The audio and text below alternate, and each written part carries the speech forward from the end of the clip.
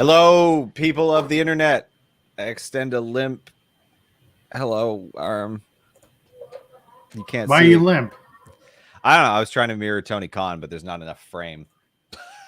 Yeah, you need to pull back. You need to get very excited. You need to modulate your voice, and then when you do the handshake, you need to do the exaggerated, big old Man. I don't know. handshake. When he first walked out for the New Japan announcement, he just gave this like really wet noodle. Hello, fans. Like arm raise. That was just it was odd to me. Anyway, welcome to Tim and Joel Call in the Ring. We're going to talk about wrestling, not just Tony Arm's limp arms. I thought this was the Tony Limp Arms podcast. What are we doing here? It could be, but you playing. Well, you know what? If you don't want to leave your limp arms here, then you can leave a thumbs up. It can be limp too. I don't care. Do the Orange Cassidy. Orange Cassidy. Either way, leave a thumbs up on the video, and you can leave a comment here on youtube.com/Fightful Overbooked. Subscribe to the channel because you know what? We're almost at 13,000 subscribers, which is something that I would love to get to. I don't know. Listen, if I could get there by the end of this month, I would be over the moon. I don't expect it, but surprise me, internet. Come through. And hey, why not join our Discord? There's a link in the description of the video. It's always there. We're always talking wrestling. We're always hanging out, even when I'm in a remote basement location that no one can get to. Still there, for another day. And then your super chats. You can send us your super chats. It's that little $ gimmick over on the YouTube chat. It lets you support us a little bit further. We are fully self-sufficient, self-funded, as I say. Therefore, when you give us your money, it goes to the right places. Tim, there was a lot of wrestling on this week. So much wrestling. There's always a lot of wrestling. Never ends. I don't. There's too much to watch. I remember none of it. Yeah, because I just have to speed watch it. If I miss a day, I'll never catch up, and it becomes a pain in the butt. Honestly, I wish there were like 10 different companies that each had one 2-hour show that they just put all of their energy into. And then I could just pick and choose between the companies and a core roster, just enough people to make it, make sense for 2 hours a week. But here we are. So maybe what we should do on Fightful Overbooked is every week we sit down and we can do hits and misses, but instead of hits and misses, we do a 2-hour show where we pick the must-see matches of the week. Where we take all of the best pieces from all of the shows and just make one good show, because that's how much actual good stuff I feel like happens per week. I have seen enough content and copyright claims for 1 week. I do not need to make this a weekly occurrence. I don't know what the rules are, man. Nobody does. That's YouTube. Anyway, let's continue on. There was so much this week. So, I mean, listen, between Raw being a pretty good show this week, I would say I was entertained for a lot of it. Dynamite delivered. I have some feelings towards some of the stuff and the way that they kind of, again, continue to move things very, very quickly that I can't remember shit that's going on the next day. Some stuff very quick, some stuff exceedingly slow. Yes. Julie Hart. We'll get to that. And we'll get to long-term storytelling and what long-term storytelling really is and isn't. Yes. Thank you, Impact, for actually doing the long-term storytelling thing last night at Rebellion. We'll talk about that too. At Rampage, they kind of fixed that whole way too fast thing because they're actually able to slow it down when they talk about what's coming up on Dynamite, because they're only fixated on the one show, and that's Dynamite coming up on Wednesday. And then SmackDown was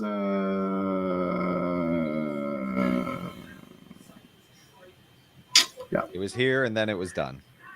Thankfully, it was done. So where do we want to start? What's fun? And then, of course, we'll talk a little bit about the Forbidden Door show that you and I talked about last week being the major announcement. And, of course, that came to be that they're going to do the show in June, not in August, as I had said, I think, on the podcast. Whoa. How you were so wrong. Wow. Yeah, because I am the scoopster here on Fightful. That's right. Yeah, that's what I'm known for. That's why 150,000 people follow me on Twitter, right? Mm-hmm.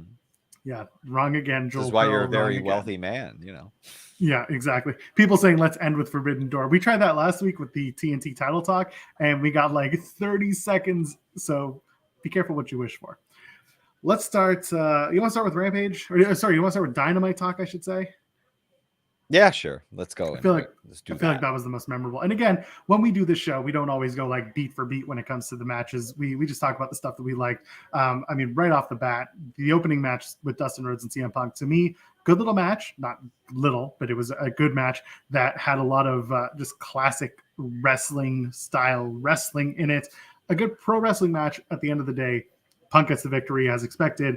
Dustin Rhodes looks good, is a trainer, continues to look good, and I need JR to stop telling people that they're young when they are in fact in their 50s. Like that's the thing. That's not like a trope. That I've never in my life heard like a modestly like old man call like a very much middle-aged, like late middle-aged man a young man as like a gag. And if it is a gag, it's so boring. Like I think it's an old wrestling gag. That's all it is, but it's getting a little bit weird. It's constant. Like, everyone's a young man to JR, and it's like, JR, I don't care. Like, I mean, everyone in that company is younger than JR, except for maybe I can't think. No, I think everyone might be older than or younger than JR.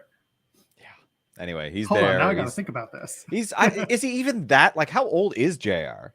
JR is his 60s. He's mid 60s. Yeah. So he's not like in his 70s or 80s. Like, screw off. If he was in his 70s and 80s and doing this gig every week, I would have a lot more respect. I mean, but he doing it? Is he doing this gig every week? He's present, but my God, like he's physically traveling there. Yeah, that's one thing. I don't know. I ain't feeling JR's commentary anymore. Either way, they're still teasing Punk versus Hangman.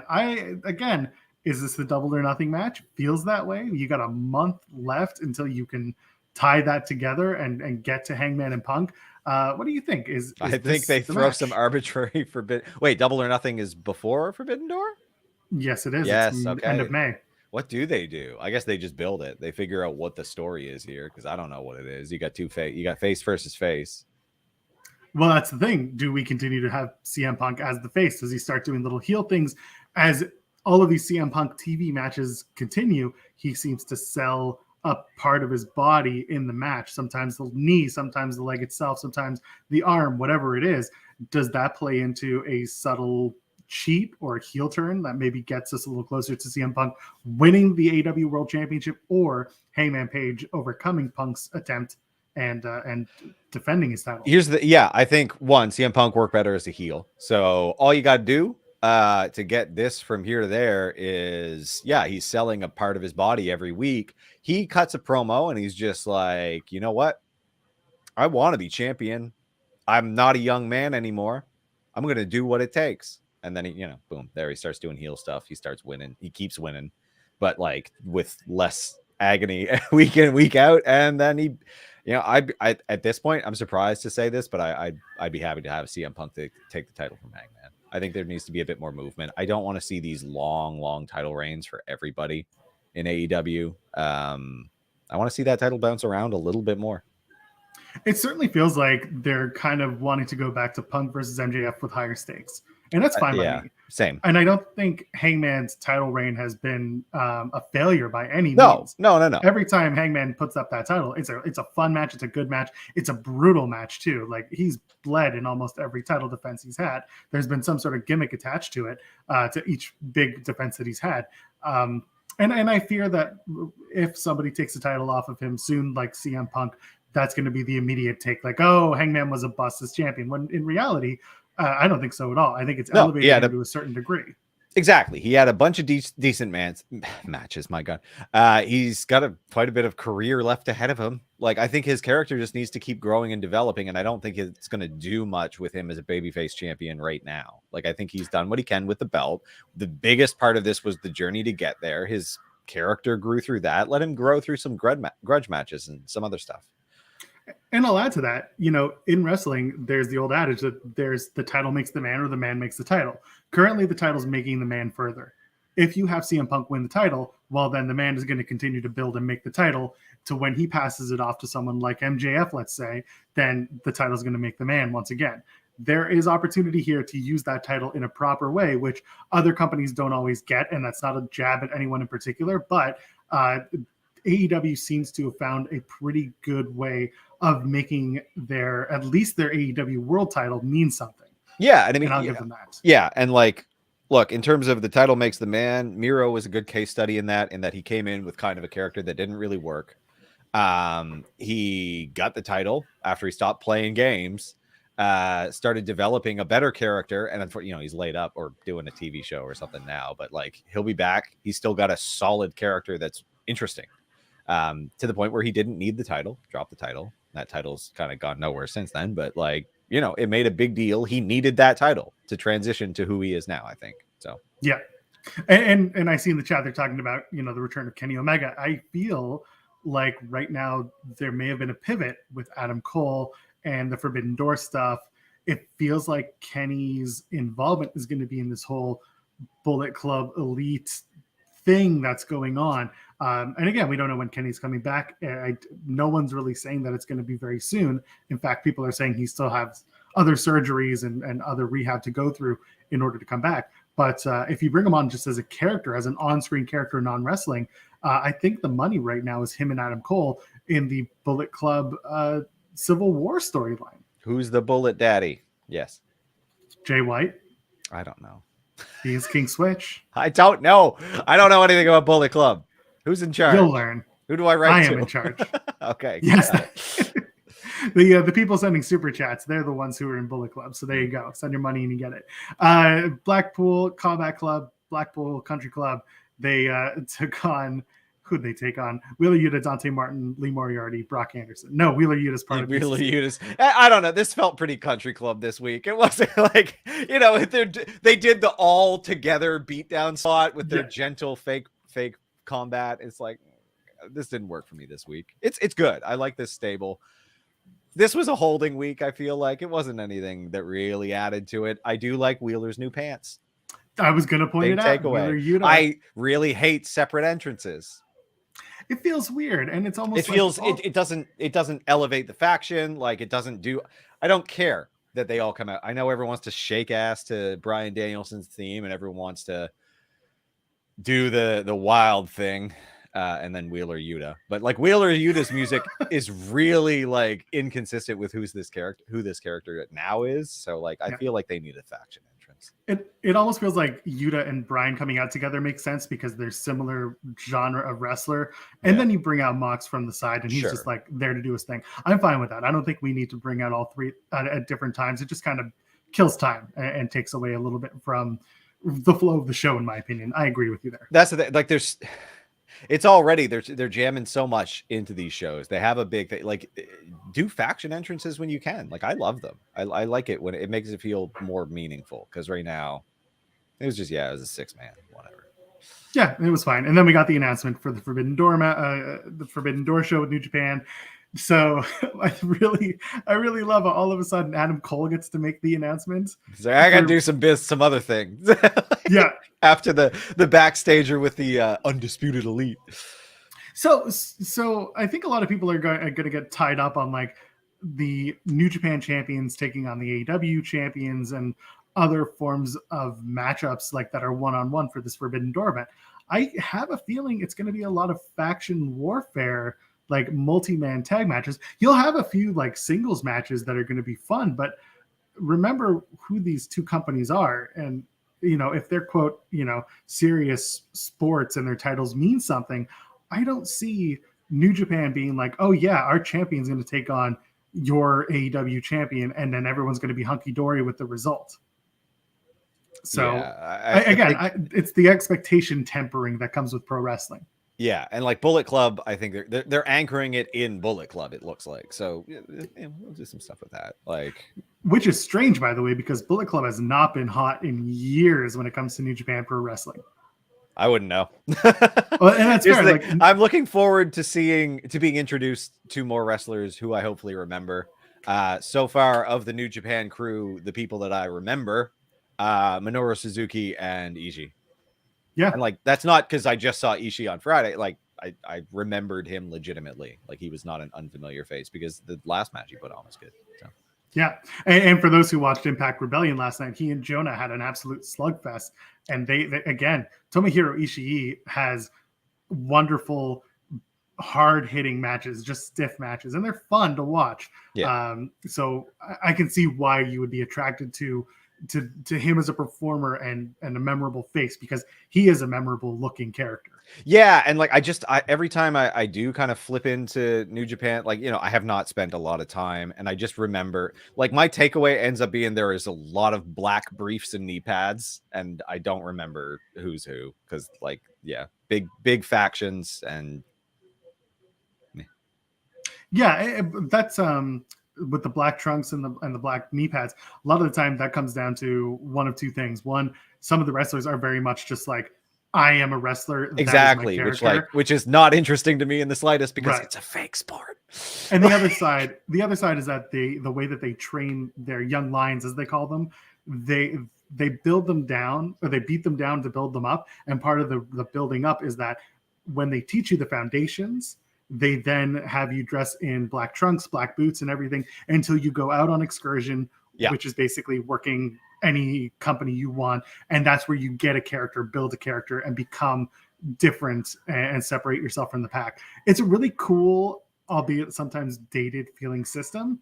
But yeah, like all that sounds, I see where you're coming from. Interesting, like totally. It's just I haven't been exposed to the people who have developed who they are.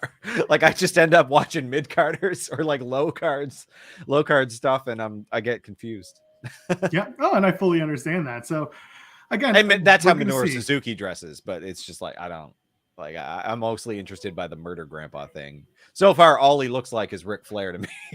Oh no, with a lot less allegation behind him. Yeah, a superior Ric Flair. He just comes out, he chops a bunch of people. We pretend he's scary, and then it ends. Like, he does a good job. I like his stuff. Yeah, he's fun. Butcher and Wardlow have a match again. I thought we were heating up Butcher for something. No, all you did was have him win one match so that he can have this match against Wardlow. Dumb. The story here is MJF and Wardlow. Like, yes, Butcher, I'm glad is not there yet. I'm glad they changed it up. They have him come in. He's handcuffed. He does his little match. Like, what? That's fine. This was a welcome change. They aren't continuing down the same road they did for 3 weeks in a row. Exactly. Kyle O'Reilly and Jungle Boy have a match. Jungle Boy loses the match. After the match, Christian Cage comes out and he's like, "Get you next time, pal."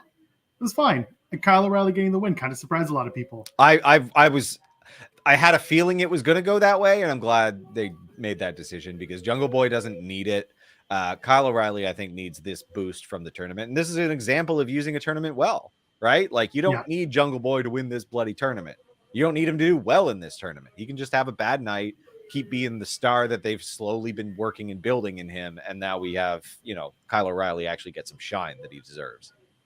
Yes, and then that's the whole conversation that kind of centered around this Jungle Boy versus Kyle O'Reilly match, was that Kyle O'Reilly's a tag team wrestler. Why does he need the victory? Jungle Boy is the singles breakout star from his tag team. Granted, they're the champions. Why would it make sense for Kyle O'Reilly to get the win? But as the Owen starts to build, and we see that the Undisputed Elite are going to be a major factor in the Owen, it kind of makes sense, right? We're going to see that kind of play out, right? Yeah, Kyle O'Reilly's tag team partner is also a 300-year-old man, so I think maybe he should start looking towards the future. The future. There are fewer days in front of him than there are behind him, which is amazing, because that car he's driving is probably about the same age as he is. Yeah, probably. 77. Speaking of things don't make sense and 77-year-old men, MJF hands a giant wad of cash to Jake Roberts and says, "I want the Murder Hawk to beat Wardlow." And Jake is like, "I don't care about money. I can't do his No. Jake was like, "I care about money.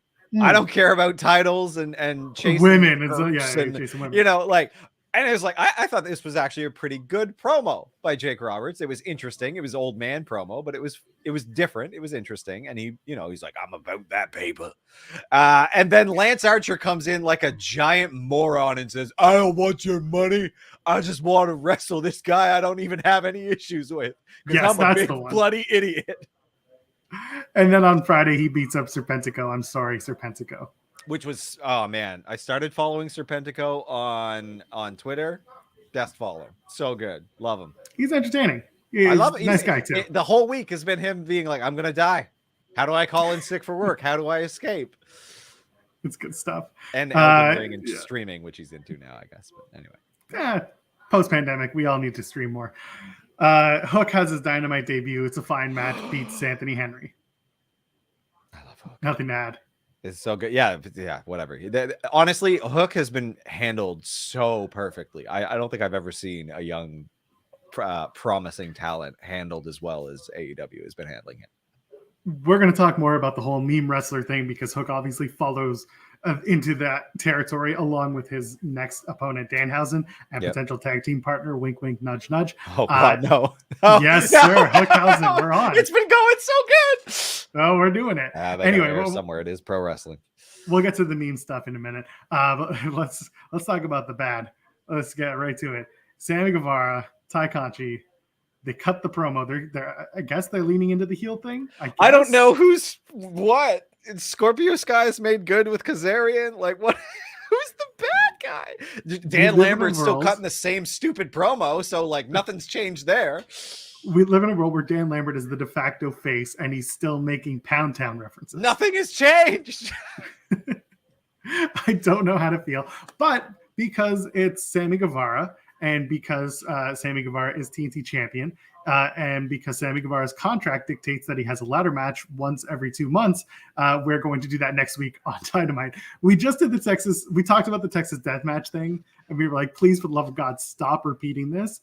And now we're doing another ladder match 3 months after we did who's Cody? The Shawn Michaels backstage at AEW? Like, somebody's doing apparently this. Well, apparently if you blame Jerry Lynn for something, they immediately come after you and say it's not Jerry Lynn. So it's never Jerry Lynn.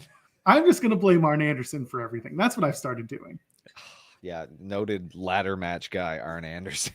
Arn Anderson, ladder match aficionado. He's just sitting there being like, what if both men climb the ladder to get the championship? And then TK's like, I guess I love it. You know what? It's probably just him clamoring for the things that he can't do. So he's just like, you know what? Yeah. Like, I would like to see other people do things that I am impressed by because I myself cannot do that. You know what it is? It's because Arn Anderson has been doing so much work on his home lately that he's just like so excited about ladder shopping and like climbing. Ladders are expensive. You know what? He's probably buying the surplus at the end of these and just like, able to work on his roof because they're not cheap. Like, There's like a couple $100. But he's coming to work every week and just being like, I cleaned the gutters on off my ladder last week, and I think maybe we should have a ladder match. And then TK is just like, that's a great idea, but I think we just did one of these like 3 weeks ago. But it was an exhilarating experience. I was up on the ladder and I was cleaning the gutter, and I got so alive. Yeah. I was so alive. I don't know why he sounds like that in my brain. He sounds like a normal man. He's very normal. I don't know why. I don't know. He's just got a southern accent, and I'm Canadian, so what do I know? So anyway, I miss when he was yelling at Cody. That was the highlight of Cody's entire AEW run. It really was, being yelled at, and then a ladder match. And then that ladder match. And he's been doing good. Anyway, we'll get to Cody. We'll get to it. Britt Baker, Danielle Kamela. Whatever it was. Yeah, Danielle Kamela came out, and I was like, wait, why is she being mean? And I was like, oh, yeah, we're in Pittsburgh. Yes. Okay. She hates Pittsburgh, but she is from beautiful Scottsdale, Arizona. Big shout out to what's his face? Justin Roberts, who is billed from Scottsdale. So he did the beautiful Scottsdale. Never heard anything about Arizona being beautiful. Never been. Phoenix was Can't speak to myself, but it's all right. Yeah. Did the thing. Anyway, she lost the match to DMD. DMD then cut a promo while she was a little bit winded. Oh my God. I feel bad for her. That was tough. Not a great promo. I mean, it was not. I blame booking on that. Like, there was no need for that to be in the. Oh, yeah, I guess. No, it makes sense. They had to do it there. Maybe just give her a minute. Or book a lighter match, like a squash or something. I don't know what happened. I mean, also, like, she's at home. She wants to impress people. She's probably very excited. So, like, I understand why you might be a little more gassed than normal after a match like that. It was just, man, the promo was also just the content of the promo was just not great. She's got to reestablish herself. Yeah. It feels like she's not telling you whether she's a face or a heel. She's not giving you any indication. Hometown, not the place to figure that out, I guess. Like, But if you've made the decision that she's going to be a face moving forward, then the hometown is the perfect place to do it. Yeah. They just didn't. I think I just expected a little bit more, but I really got my hands full with this coffin match with Darby Allin and Andrade. And Sting. What was that? And Sting. They needed to show Sting. And Sting was there, and Mark Quinn was there, and the Blade was there, and Jonathan, no, what's his name? The assistant, Jose, the assistant looking was there. good. Damn, he always looks good. Everyone figures it out. It's because the jacket usually hides, but you know, with that black shirt. Well, you know what? Jose doesn't need the jacket because his jacket time is over. And yeah, at the end of the day, Darby Allin wins the coffin match as expected. I wanted Andrade to win. I kind of glazed over. Like, and it was a good match. I just don't care about. I don't think it was that great of a match. Was it because I didn't watch? It was on, but I think I was elsewhere, just spiritually, you know. It just felt like a sprint, and it felt like we needed to get Sting in there to do the wacky take off the mask to reveal it's Sting wearing the face paint. Did they do that spot again? You bet they did. That's how they introduced Sting. I didn't. And then they had him jump off the vomitorium onto everyone in the bag. It was what it was, but I was just kind of sitting there. And you know what the worst part is? At the end of the show, and I don't know if you caught this because I don't know if you watched to the very end of the show, the Hardys came out. No, what? So I'm listening to Wade Keller and his post show, and I tend to listen to Wade after his post shows are entertaining. And he brought up the fact that the Hardys came out at the end, and his co-host was like, "Wait, what?" And then other callers were like, "Wait, the Hardys came out at the end of the show?" Yeah, the Hardys came out. They do the delete and they clap their hands, and then that's it. And they're not on Rampage. They just showed up. Yeah, I missed that entirely. So did most people because it happened at like 10:58 p.m. Eastern, and the show went off the air at 10:59. It was not. It was some. I don't know what they thought that was gonna help. Is this feud over now? Please. I think we're gonna transfer our feud over to eventually the Hardys and Darby and Sting.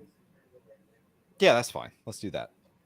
It's fine by me. I mean, listen, yeah, if it turns into a fun match, I want Andrade out of this.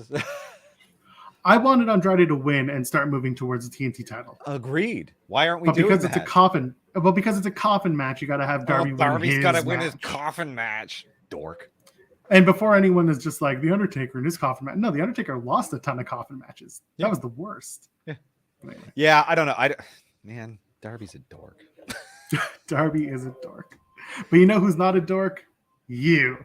When you leave us a thumbs up here on this video on youtube.com/Fightful Overbooked. I thought you meant me specifically because I also I'm kind of a dork. Oh, you're my favorite dork, so it's okay. We do this every day. We do this every week, Sundays, noon Eastern, here on Fightful Overbooked. So, okay. What else? Was there anything from Rampage? Oh, I guess we got to talk about Daniel Garcia and Eddie Kingston. Had a really good match on Rampage. Very enjoyable, just a good beatdown match.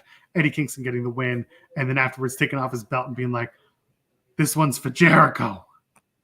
Smack. Yeah, and that was it. Yeah. I mean, that's what you do when you're a father and you have to discipline your 23-year-old child who's out of line. You got to take off your belt, right? What state were they in? I feel like that varies by state. They were in Pennsylvania. Oh, it's probably fine. Anybody know Pennsylvania law in the chat? Is it legal for you to take off your belt and whip a 23-year-old child if it's not your child? I got people listening upstairs who are like, what the hell are they talking about? Good. Anyway, matches. And now we lose camera. That's what we do. All right. Anyway, so Jericho's saving. Wow. Kingston is saving his whooping for Jericho. Good stuff. Good. Jamie Hayter, Tony Storm, Britt Baker in the backstage. I have to say it. I did not like the Tony Storm promo. Didn't do anything for me. Did not. Like, aside from being AEW Women's Champion, Britt, what have you ever done? Have you ever left Pittsburgh? Do you know who I am? Or what I've done? Or anything? Apparently not. Jamie Hayter, I'll see you in the first round. And I'm sitting there, and I'm waiting for Storm to be like, do you know nothing of my work? And then just walk off.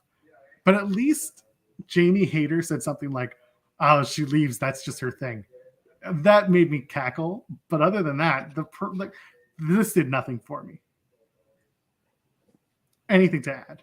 No, I'm a huge Jamie Hayter fan. Like, through the work that she has done, that I have seen on AEW programming, she's been excellent. Great at selling, great at wrestling, decent promos. Like, I'm more into her than I am into Toni Storm, and I watched Toni Storm in NXT and, you know, the brief WWE stuff. I don't know anything else. I don't know her from anywhere else. Like, I don't know where she's been or what she did. Like, I don't know, but I'm about to find out if I'm even into Toni Storm at all, because right now, no reason to be.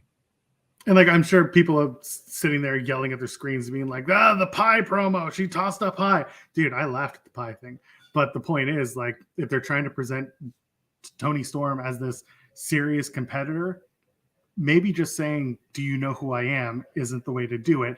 It's not exactly going to. I literally don't. Like, I watched her in NXT and I never learned who she was. She was a phony 80s enthusiast with her packaging there. Like, and she had okay matches. Like, I don't know. Like, nothing stands out. I don't remember anything special. So, and before someone in the comments goes like, oh, well, she was here. She was Gold Coast Pro champion, and she did this and she did that. That's great. That's cool. I'm not going back to watch that. Like, but you, Mr. or Mrs. Commenter, or whatever your pronouns may be, you're commenting what she's done is not doing the job that commentary should be doing. Mm-hmm. They should be putting over what she has done, or Toni herself should be putting over what she has done to become a star, to become a member of the roster. Like, she's wrestled on some, like, she's done some dark stuff and Dark Elevation, I assume, since coming back. Wrong question for me, because I don't watch either show. We don't watch it. Either way, like, what she should have been doing the last month is just pumping out a highlight reel so that they can put together a package and show me, because I haven't, you know, I don't watch those. I could use a quick display of her capabilities, because I don't know. I don't know what her finisher is. I don't know what her signature moves are. Like, I don't know. You know what? And so I see it in the chat. I see someone's mentioning NXT UK for Toni. Now, I know AEW is not going to do that. And I know I just did a whole thing. No, they can't. Like, yeah. That's why I'm saying dark. And, you know, you can't show all the good stuff she's done elsewhere, which is a shame. But I'll throw it out there, because there are people listening to this show who maybe don't follow all these companies, or maybe trying to get a good look at Toni Storm. So I will toss out there what Mick is saying in the chat and brings up NXT UK. So when Toni was in NXT UK, she absolutely did a wonderful job, and you should go and take a look at her matches from there. And then I think it's a good starting point if you want to go backwards in her career trajectory so far. There's again, I like her as a wrestler. I just did not enjoy the promo whatsoever from this week on Rampage. I'm hoping, like, I really want this to be a turnout match, because I love Jamie Hayter. So I think that the two of them, hopefully they can go and put on something special. Yeah. Let's talk about that Hook promo. First of all, they cut to them, to Lexi Nair and Hook standing there outside the doors. Like, doors are closed. It's a very set up shot. They're not walking. It was just very set up. And they walked quick enough. I was, you know. No, they didn't. There was a good beat where I was like, they're just standing there. See, I watched it on Twitter as a separate well-cut segment. So yeah, no, when you watch it on the TV, it's not good. Yeah. And then Lexi's trying to talk to Hook and get him to say something, and then they turn the corner, and Danhausen's there with a bag of Lay's chips, probably bought them for $1, and he's stomping on them, and he's like, you like these chips? You like your power chips? Yeah, and then Hook gets Danhausen up against the wall, says some shit. He says, you have my attention. You have it now. And he's got a deep-ass voice, and he's the coolest son of a bitch in the world. I was kind of hoping that his voice would be like, you have my attention now. But not the case. Meme wrestlers, Tim, let's talk about it real quick. Danhausen works. Hook works. When we talk about WWE, I think there's a case to say that Butch is starting to really work. Madcap Moss has gotten over. Mm-hmm. Tony D'Angelo. Mm-hmm. To a certain degree, Lash Legend. There's... I said a certain degree. I didn't say fully. Nikita Lyons more than Lash Legends. Yeah. That's a good point. A lot of these meme wrestlers come out, and the first thing we ask is, are we being serious about the fandom, or are we just trying to mess with, you know, the expectations of wrestling fans or of the companies that are pushing them? I mean, Hook turned out to be a good wrestler. Yeah, I mean, I think he's just been handled really, really well, right? Like, they didn't put him again. They made sure that the people he worked with, he had chemistry with. When he is now, they're moving him on to some squashes so that, you know, they can just show he's a dominant force. Music fits, look fits. Like, it's all very, very well curated. Like, I think Taz and Taz and Hook work together to make something really special, and like it's just a lot of thought put into it. Like when you put a lot of thought into something, it works. And like this Hook Danhausen thing works because you're seeing a little bit more of Hook in a way that is interesting. You know he's going over Danhausen. It's a good person to give you a first feud without really threatening that dominant force, right? Like you're contrasting his character, right? Like you have a very serious guy versus a cartoon character. I think it's interesting. I just think they've managed him really, really well. And that's what it is. When you have characters who you've put a lot of thought into, like Danhausen, who clearly like it's a simple gimmick, but there's so much deep thought that I don't know the guy's name, whoever has realized Danhausen has created a character that like transcends wrestling. It's very interesting and it's good. And I think, and people are coming into this to the chat and bringing up other people, and they're more comedy wrestlers than meme. When we say meme, we're talking about like these.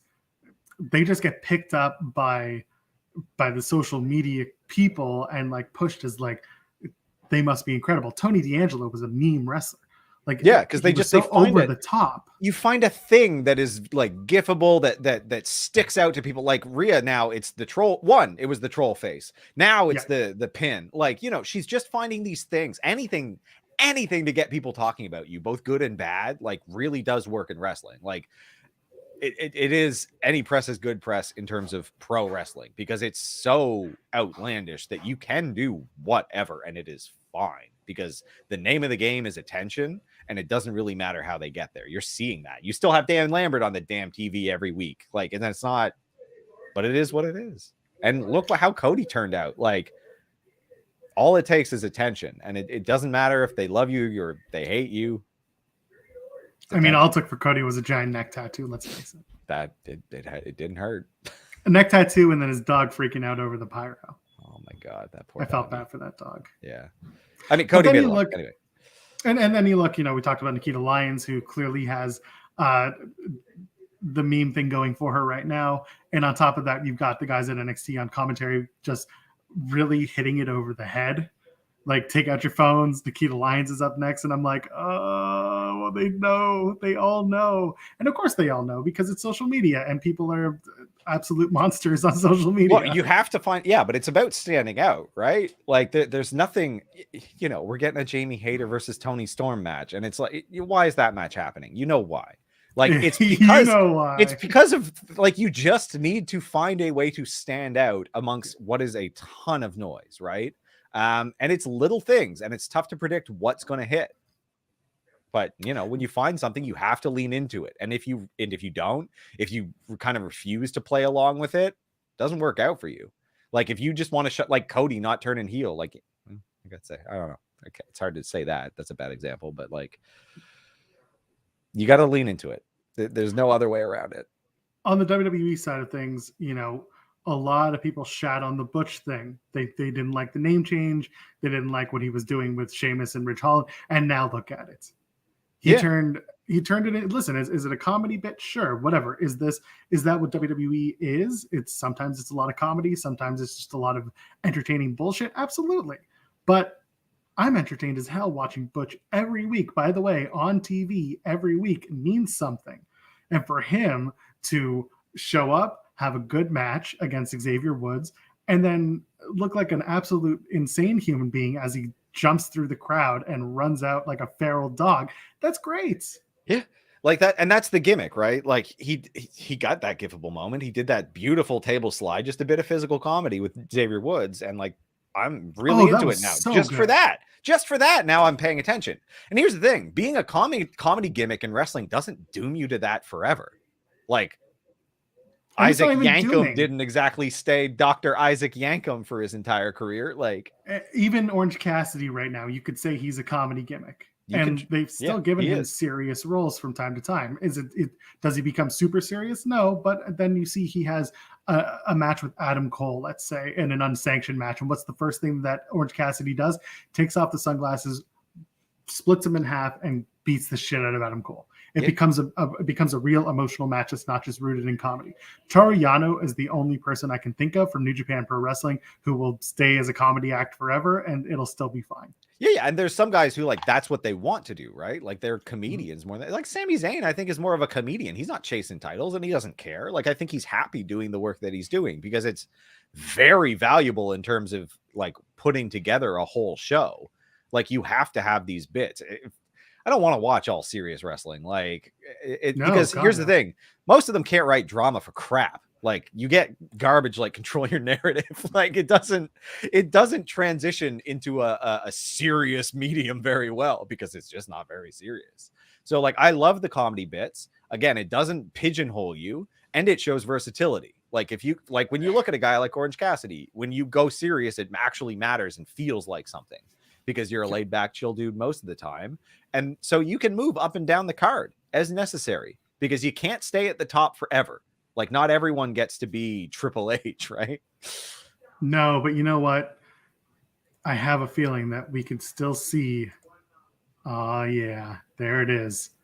Intercontinental Champion Madcap Moss. That's what we're all here for.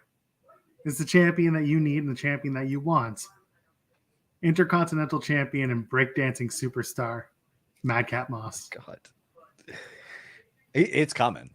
I don't know if he's going to keep Madcap name the whole time, but he's a future star. Like they are very behind him, and he's done well. Does he keep the suspenders? I think he should. He looks great in them.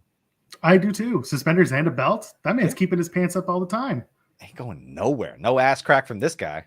No, this guy's gonna keep everything in the way it should. It's all packed in. Sorry, put together. It's well put together. That's right. Let's move on. What do you want to? What do you want to do? You want to talk about SmackDown? Yeah, all 5 minutes of its usefulness. Breeze through it. Butch was funny. Good stuff. They can't find Butch. Charlotte Ronda was awful. They really can't do well with contract signings, eh? They struggle, the two of them, when a table's between them. I mean, I do like that they brought out the kendo stick. I do like that Drew Gulak came out and did the thing. Drew, yeah, that was good. Everything that wasn't Charlotte and Ronda in that segment, I was okay with. But I really, you know what? Like, I just loved Charlotte going back and yelling, "I beat you at WrestleMania! I beat you!" Like being an obnoxious, total prick. And then you had like, and I don't have my microphone, so I can't really modulate as much. But like, you had Ronda Rousey just being like, "Real tough talk coming for someone picking on an intern. I quit mean there's no referee to step in and stop the match. No ref's going to pull you off me. No ref's going to stop me. There's been no humiliation when you say I quit." And again, absolutely no feeling. Nothing. It's funny because the writing for that was actually not totally garbage, but the delivery was just so cruel. The librarian returns, Ronda Rousey. Yeah, it's a shame. I feel for the writer. By the way, Matt Mikowski, thank you for the super chat saying, "Stop blinding my eyes, Joel." What is it? What is it? Is it the breakdancing? Is it the breakdancing that does it to you? It's definitely the breakdancing. Or it could be the prophecy. Oh, it will be foretold. The prophecy will. Although Ricochet's getting that love. He's hanging out with Aaliyah. He's facing Shanky. They're pushing Ricochet. They have an idea. But did you notice that every single person, minus one or two, that Aaliyah brought up that Ricochet is defeated, so is Madcap Moss. I didn't notice that. All right, never mind. There's only so many people on the roster. Future Intercontinental Champion Madcap Moss. What else was there from this show? I just pulled open the exact wrong report, like the wrong numbers. So I'm really good like that. What did happen, man? Lumberjack match. Let's spend the week doing the same thing we did last week. I hate lumberjack matches, man. Oh, okay. So you know what? So let's. Okay, the lumberjack match was whatever. When I saw it was like everyone who's in a feud with everyone. That was kind of silly. Like it's like, oh, we all know that this is going to, devolve into a fight, and Sammy is going to escape, and now we're going to do a cage match next week on SmackDown. Air quotes, it already happened. But what I did like, this is what I did like.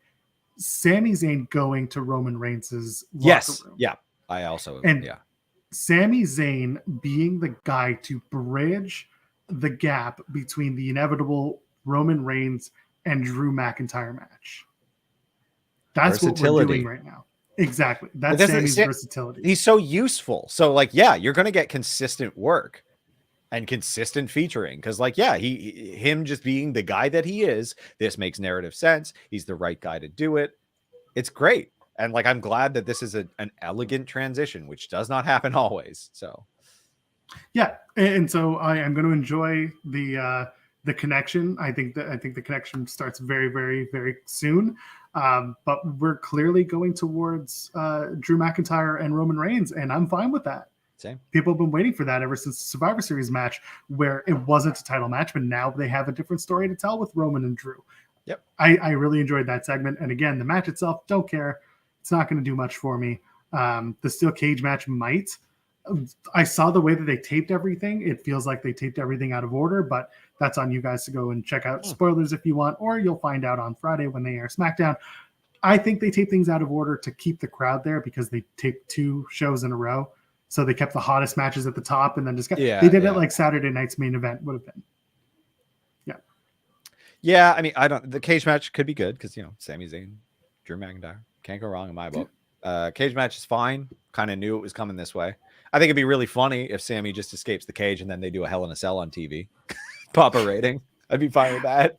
Hell in a Cell's in June, so you got to give it some time. No. They're not even about that. They'll throw it on TV. They did that last year, right? They had true. 2. Well, that was to appease people. Matt McCoskey with the super chat. He asked, "Why is Drew and Roman a backlash feud?" It's not. It's they're really just starting to plant the seeds. I think we're too.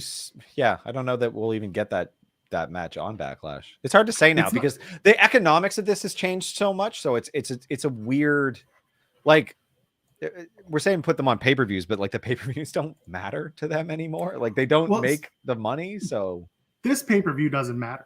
This one certainly does. This one never has. Whatever. Doesn't matter. So Backlash has never been like this huge, massive, gotta see a pay-per-view. But I will say this: Drew Roman is not a Backlash feud. The feud for Roman is Nakamura at Backlash if they do it that way. Yeah. Nakamura being off TV the last 2 weeks, kind of stupid. But for Drew and Roman, we're starting to plant the seeds for down the line for, I'm saying, the UK show or maybe SummerSlam. Yeah, I want to point out Jinder and Shanky were beating up Drew at the end of the Lumberjack match. So I think we're getting, you don't need to go right there. This is planting the seeds for like a longer story that they're going to tell. You might see like Drew Jinder again or something like that in the meantime, but we'll see. Yeah, we will. We talked about Butch and Xavier Woods. Xavier Woods got the win with the backwoods, which is a ridiculous name for a finish. But good match. Thanks for this, Xavier. And by the way, with Butch, like in socials, WWE socials, when they have their like entire force behind you and they're putting out stupid things like "Where's so Butch?" many? Like, come on, they're clearly doing things. They're in a pleased very with fun him. way. Like they're pleased with what he's doing. They're happy with how it's going, and I think it's good. I think it's a good introduction to Pete Dunne. Like he's a smaller guy. Vince McMahon isn't going to treat him like he's a behemoth. He can get there though, and he's taking advantage of what he's been given for now. It will evolve. It really feels like the Butch thing. Well, first of all, I think people need to understand that Pete Dunne in WWE may have been more serious, but he wasn't always fully serious on the indies either. Yeah. He had a full tag team with a girl who's now in NXT UK where like he hated being in the tag team with her, but she was like best. She thought they were best friends. Yeah. It's good. And he would come out and he would try to be serious, but like it would be this whole thing. So like Pete Dunne is a comedy character. Like he can do acting in the comedy world. And this is working for him, so why not? He's enjoying himself, clearly, because it's absolutely ridiculous, and he's playing into it. I'm digging it. Gunther beats Teddy Goods. The star of this match is Pat McAfee, by the way. Yeah. Says that Teddy Goods won a 100-man battle royal to get there. That Teddy Goods is like the best of Albany. And and then afterwards, he called him Theodore, which just pops me tremendously. Theodore Goods. Gunther gets fun. Yeah. We're looking at future Intercontinental Champion Gunther. At some point, I don't know. Down the road, it felt very lifeless. This whole thing, minus Pat. I didn't McAfee. really love it. Like, yeah, exactly. It just happened. It's a beatdown. It's a squash match. They're just slowly showing Gunther strong. Yep. Banks and Naomi are going to put up the tag titles eventually, and it's probably going to be against Shayna Baszler. Yeah, Natty is all over your TV. You think she was the tag team champion? But she is everywhere. She's on NXT. She's on SmackDown. Is she going to be on Raw this week? Maybe. Who knows? Maybe she's going to be the next women's champion. Maybe she's going to come out and cost Bianca Belair the title, and then it's going to be Natty versus what's her face from Sonya Deville. Let's do it. Yeah. No. Okay, well I tried. Is that it for SmackDown? That really mattered? I don't think anything. Oh, you want Lacey Evans? Let's go.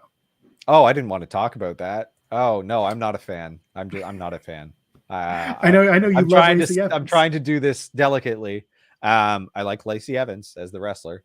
I don't. This is not inspirational to me. This is sad. I don't want to watch this in pro wrestling because I think it's a bad vehicle for talking about real dark truths. The way I'll put it is very simple. You've done this promo 3 times now. It's been a very similar promo. It's a lot of, I get it, the dark truth thing, but at the same time, it's like poverty porn, and it makes me sad. It's trauma porn. Yeah, we've talked about it. Yeah, and on top of it, I don't need every single confessional video to start with, "Here goes." Yeah, and it's like I understand that this is tough to talk about. It always will be, but in the world of WWE, just repeating it doesn't work for me. It doesn't work. And I think by the time they get it back in the ring, you'll have diminishing returns. Yeah, because where does this go in a wrestling ring? Where does this go when she's wrestling cartoon characters and like when she wrestles Xia Li? That's exactly where my mind went. I was trying to put together a joke, but I just shut down. But yeah, Tim, the long-term storytelling of Xia Li. Where were you to protect me, Xia Li? There's no more people to protect. So clearly, long-term storytelling. She found someone though. Tag team. Ooh. Lacey and Xia Li. Yeah. We're gonna get over our xenophobic differences. Oh man. Little Marine girl and Xia Li. Yeah. I'm fine with that. And you know what? I see it in the chat. Lacey will end up being a heel with this character. And I think they're just going to turn her back. And then boom, you've shown that, oh my God, pro wrestling is not the right forum to talk about things like this. Yeah, exactly. Put Lacey and Raquel together. There you go. That'll be the team. So Xia Li does this whole thing on SmackDown where she's like, I have no one left to protect. No one needs protecting. So I'm going to beat the shit out of everyone else. And I'm like, well, I think we kind of saw this coming. That's good and dead real quick. Does she still get the lightning bolts, though, do you think? God, I hope so. That really made the whole presentation. So bad. So I made the joke a minute ago about long-term storytelling, and clearly Xia Li is not a long-term storytelling thing. And what else? What isn't a long-term storytelling thing has been the Julia Hart story in AEW. People were kind of trying to say, oh, this whole House of Black Julia Hart thing is long-term story. It's not. It's just drawing out a story. Same thing with Shida and Serena Deeb. Just because you're finally having a street fight after you brought her back the Rampage before the last pay-per-view, that's not long-term storytelling because you didn't do anything with it on the way. You just had a vignette. Yeah, things should grow and evolve every week. If you do the same thing every week, you're not telling a story. You're showing just a little tableau like of the same thing, reminding me that they're there rather than advancing the story. And so with Julia Hart, I understand that on Dark or Dark Elevation, she's cheating to win. She's doing things a little more heelish, and I get it. No one's told me that. Like I don't know that from Dynamite or Rampage. So yeah, the synergy between shows and the shoulder content isn't always there, especially when it comes to the women's division, and that needs to be something that is worked out. And I see it in the chat. You're prolonging the confrontation. That's not long-term storytelling. Yeah, I'll give you long-term storytelling. Last night, someone in the chat did we watch Rebellion? I did watch Impact Rebellion, and the main event of that show was Moose versus Josh Alexander. That was long-term storytelling across multiple platforms, and Impact did a great job of telling that story. Because at one point, so remember, this was back in October. Moose wins the Call Your Shot Gauntlet. And then Moose cashes in the same night that Josh Alexander beats Christian Cage to win the Impact title. Moose is world champion at the end of Bound for Glory in October. And everyone's mad because everyone's mad. That's the goal. Exactly. Everyone react to that whole thing, and I got it. And then I said maybe they'll just play it out until Slammiversary, which is in July. I'm like, that's a long time from now. But instead, they pulled the trigger at Rebellion. They had Josh versus Moose in the main event last night. And Josh Alexander won in an excellent match that I do recommend people go out and check out, because they really went hard. They had a really good match, and the storytelling was really, really well done. But leading up to this match, you had the story of Josh having to beat a bunch of random old names. You had Josh confronting the authority figure, Scott D'Amore, and Scott D'Amore sending him home. And then you had Moose also racking up victories on his side as the champion, cheating to win, solidifying himself as a heel. And then Josh coming back, signing that contract, and saying that he is a full-time Impact wrestler and that he has the main event at Rebellion versus Moose. And then you had Moose show up at Destiny Wrestling in Mississauga, where Josh is the Destiny champion. And you had Moose show up at the end of a Destiny championship match and spear Josh Alexander's wife. Like, again, there was, and Impact showed all this stuff along the way on their TV. Yeah. That's long-term storytelling. And that's a good example of it, because more or less it's like a little bit of a twisted hero's journey. Like, it's not rocket science. Like, just put together some stuff. Have the guy go through some things. Like, there are so many good matches from that Impact show. I do recommend people go out and watch it. It was a really fun show. And then the X Division triple threat match is worth watching. Go out, watch the show. Impact is continuing to entertain me. I know we said offline that the commentary team for Impact is much better than most commentary teams there. It's good stuff. You want to touch on anything from Raw? I know the 24/7 wedding was absolutely top of our list because we called it a month ago. Yeah, the execution ended up being, it had weird moments that I was just like, I don't know what to take from this, so I'm just gonna not think too deeply on this bad. Anyway, Linda McMahon, garbage human. Then shock there. Yeah. Anyway, her being around this and how that some things in that wedding went kind of disappointing, but it is what it is. It's pro wrestling and it's the WWE. I was entertained by it. I really was. It was silly and so stupid. The switcheroo moments where they had the men's switch and then the women's switch, and then they set up the men and the men and the women and women. There was some funny shit in there. I liked it. It had its moments. Our truth star, as always. Absolutely. The standout, lie detector.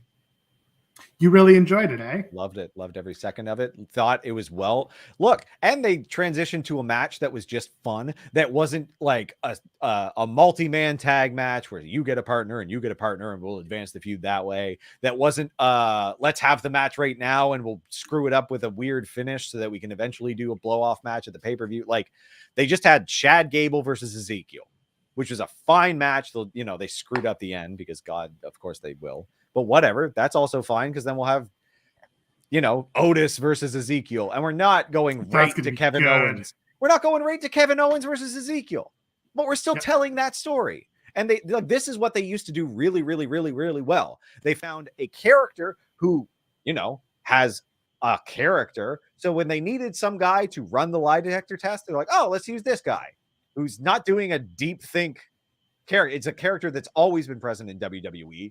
The nerd,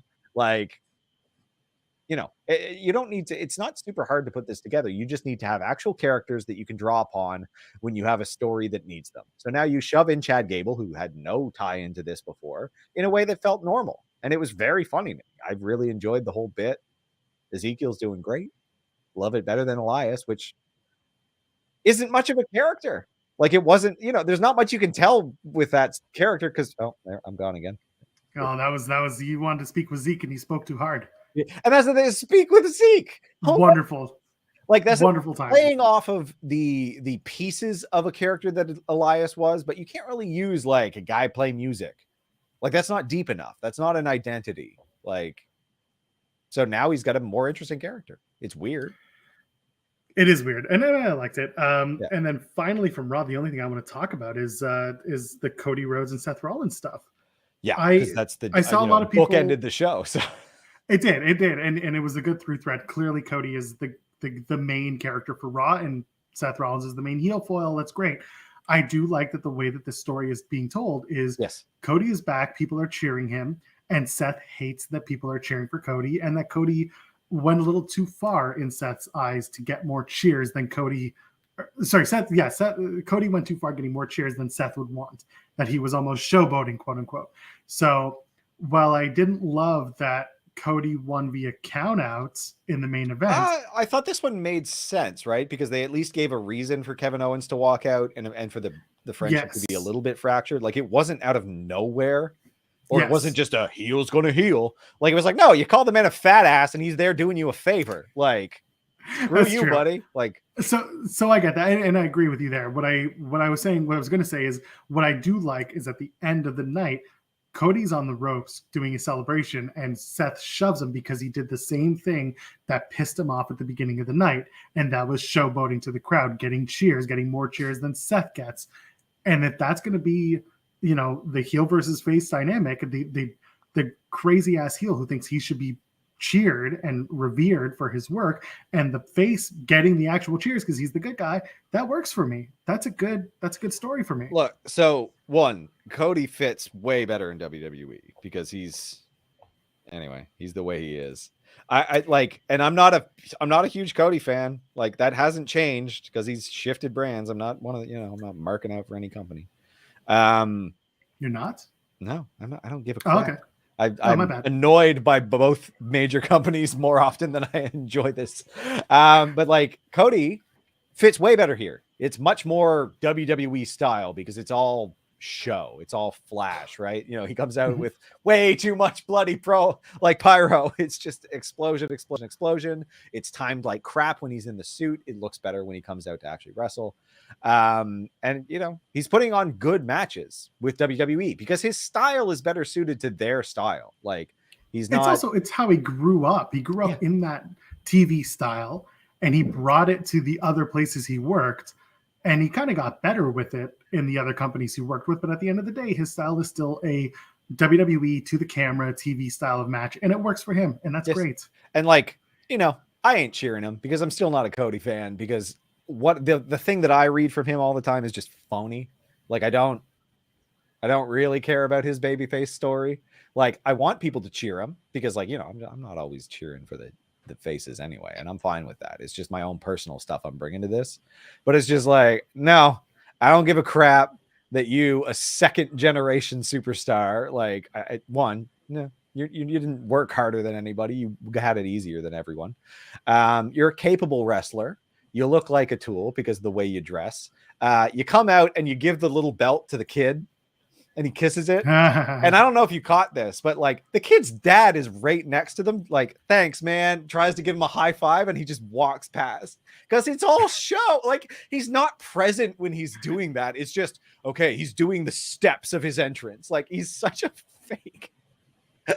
Like, he wants everyone to love him. And it's like, you're kind of a douche. I think he very much wants the kids to have fun. I think he just, like, that's part of his gimmick, but it gets him over. It's very political in nature, but like, you know, I see some things sometimes where someone posted on Twitter how, like, I was excited to go to this AEW show to go see Cody, and now Cody's not there, but he'll be in WWE, blah, blah, blah. Can I still get tickets? And I'm really dumbing it down, but Cody got him tickets to the AEW show. He does. No, okay. And here that transitions to what I think he thinks his character is. He wants to be a babyface man of the people like his daddy was, right? Yeah. But he's not a man of the people. You were born into wrestling. Like, it's not who you are. So, like, you know, there are second generation or third, I don't know. Orton's third, right?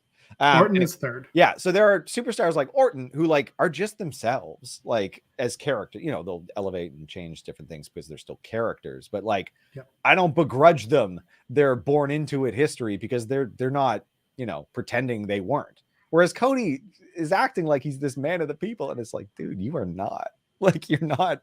You were born into this industry. Like, stop. But he wants to dress like Uncle Sam and pretend that he's the common working man because that's what his daddy was. But right, and he wants to be like his dad, and he was always very close to his dad. Exactly. So for him, like, there is a tinge of reality about wanting to carry on his dad's legacy. But you're right, he is not the son of a plumber; he's the son of a plumber. Exactly, which is like quite successful in wrestling. And I'm fine with, like, him wanting that. It's just like he's leaned far too hard into that character for him to win over me. But I'm one guy. Who cares? It doesn't matter. Yeah. I'm not saying to change it up. I'm just saying, I think you're a douchebag, and that's probably not going to change. Like, again, what we're talking about here isn't like this is how you feel because we feel this way. It's very much like Fightfuloverbooked.com. I am Agile Pearl, JOELPEARL. Maybe it's your internet that's screwing up, and maybe you're just in time. Drop a thumbs up, ladies. No, nothing happened. Ladies, gentlemen, friends beyond the binary, enjoy the rest of your weekend. We'll see you